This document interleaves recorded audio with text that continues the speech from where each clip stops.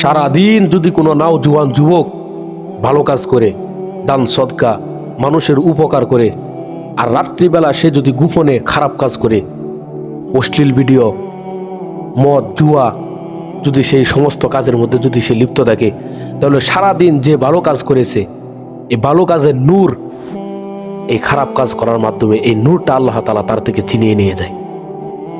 এই জন্য মদ, জুয়া, খারাপ অশ্লীল ভিডিও, পর্নোগ্রাফি, মাস্টারবেশন, এই সমস্ত খারাপ কাজ মানুষকে ধ্বংস করে দেয়, তার ঈমানকে ধ্বংস করে দেয়। আজকে তুমি যে গোপনে যে খারাপ কাজ করতেছ, এই খারাপ কাজ একসময় তোমাকে ধ্বংস করে দিবে। এজন্য এখনো সময় আছে। আল্লাহ তাআলা বারবার বলেছেন যে গুনাহ ছেড়ে দাও, অশ্লীলতা, নগ্ন নারী ছবি দেখা বন্ধ করে দাও। গুনাহ মানুষকে তৃপ্তি দেয় না, গুনাহ মানুষকে ধ্বংস করে দেয়। যে ব্যক্তি সারা রাত্র গুনাহ করে, তার গুনাহ কখনো তৃপ্তি দেয় না।